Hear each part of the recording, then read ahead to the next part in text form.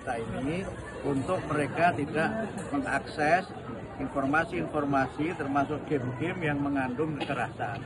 Apalagi, mohon maaf, sebagian dari game itu juga ada yang sudah mulai disusupi dengan judi online dan sebagainya, sehingga karena itu maka penggunaan gawai oleh anak-anak ini semaksimal mungkin dibatasi.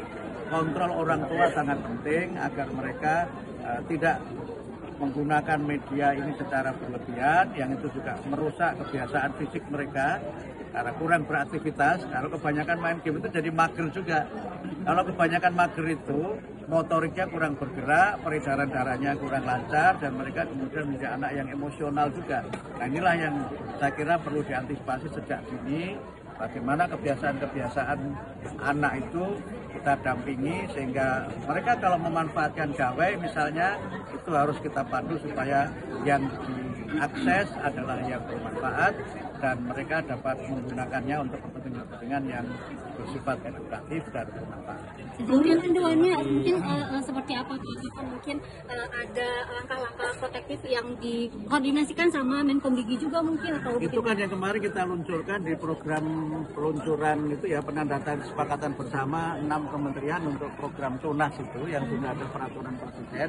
Itu yang nanti kita follow up melalui kerjasama berbagai pihak, kerjasama dengan orang tua, masyarakat, kemudian juga menurut saya juga para penyedia ini ya layanan online, tolonglah kami dibantu untuk diberikan anak-anak kita ini layanan yang mendidik, jangan layanan yang dapat merusak mental dan juga merusak intelektual mereka. Mungkin rekomendasi permainan zaman sekarang yang cocok nih?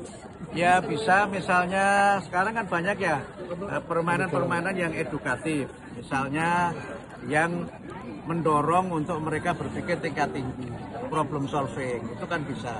Mohon maaf, bukan berarti promosi. Misalnya dulu, saya nggak tahu sekarang masih ada apa enggak ya. Ada misalnya kartun itu, Dora Explorer misalnya.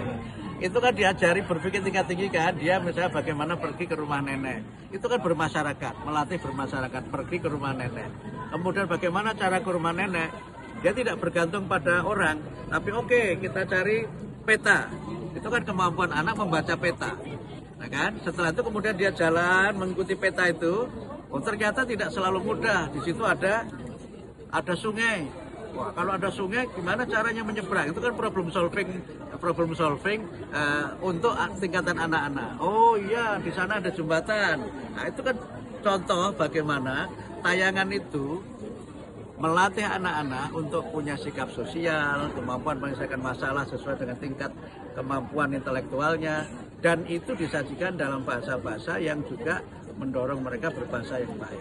Tapi ini bukan berarti promosi ya, salah satu contoh yang baik. Mungkin yang lain juga ada juga yang baik, tapi